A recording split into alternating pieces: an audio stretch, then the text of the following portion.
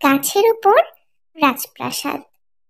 এক গ্রামে ছিল এক গরিব ছেলে, তার নাম হলো রাহুল। একদিন সে জঙ্গলে কাঠ কুড়াতে গিয়ে দেখলো এক বুড়ো মানুষ মাটিতে পড়ে কাঁদছে। রাহুল তাকে পানি দিল, সাহায্য করলো। বুড়ো খুশি হয়ে বলল, তুমি খুব ভালো ছেলে, আমি তোমায় এক জাদুর দড়ি দিচ্ছি।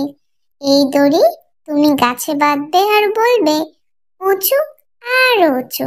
গাছ উঠতেই থাকবে আর এক সময় পৌঁছে যাবে এক রাজপ্রাসাদে। রাহুল বাড়ি ফিরে গাছের ডালে দড়ি বেঁধে বলল, উঁচু আর উঁচু। সত্যি গাছ আকাশ ছুঁয়ে উঠল। উপরে দেখা গেল এক বিশাল রাজপ্রাসাদ। সেখানে উঠতে এসে দেখলো এক রাজকন্যা একা বসে আছে। রাজকন্যা বলল, তুমি কি আমাকে বাঁচাতে এসেছো? আমি না খুবই একা। রাহুল সেখানে দিন কাটাতে লাগলো।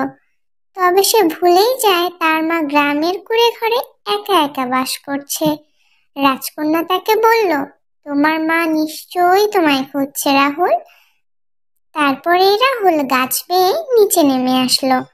পরবর্তীতে সে রাজকন্যাকেও নিচে নিয়ে এসে তার মায়ের সাথে সুখে শান্তিতে থাকতে শুরু করলো।